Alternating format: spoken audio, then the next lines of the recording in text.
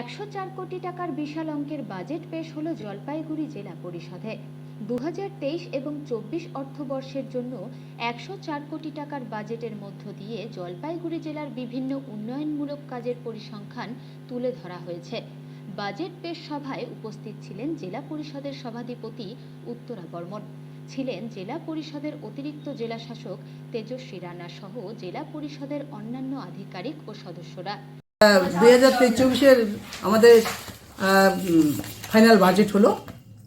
তো ফাইনাল বাজেটে আমাদের এখানে ধরা আছে 103,99,30,706 টাকা। তো আমরা বিভিন্ন দপ্তরে যেটা দিয়েছি, আমাদের 15FC থেকে কিছু দেওয়া আছে, আমাদের 4SSC থেকে দেওয়া আছে, আমাদের 15 ফিনান্স থেকে দেওয়া আছে।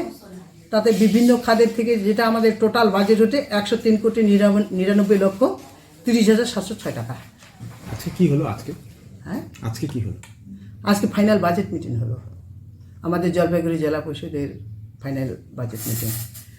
তাতে আমাদের 2023-24 যে ফাইনাল বাজেটটা, তাতে আমাদের 103 কোটি টাকা এবং 99,30,706 টাকা। বাজেটে কি মূলত তুলে? বাজেটে আমাদের ওই যে বললাম, যেটা আমাদের বিভিন্ন খাতের থেকেও ধরা আছে, হাটের থেকেও ধরা আছে, আমাদের 14 ফিনান্স থেকেও ধরা আছে, আমাদের 4SSC থেকেও ধরা আছে, এবং আমাদের এইভাবেই ধরা আছে।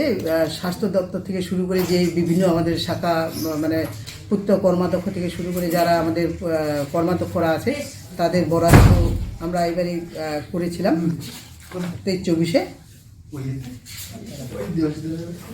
এটা আমাদের অর্থ সংস্থা উন্নয়ন স্থায়ী থেকে আমাদের 43,87,67,000 টাকা ধরা আছে।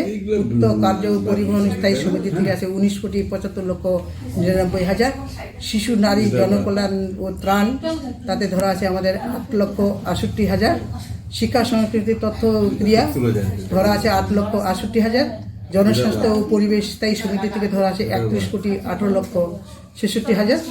বনভূমি ও ভূমি সংস্কার থেকে ধরা আছে 8,68,000। কৃষি সেচ ও সমবায়, তাতে 8,68,000। মৎস্য ও প্রাণী সম্পদ বিকাশ থেকে ধরা আছে 8,68,000।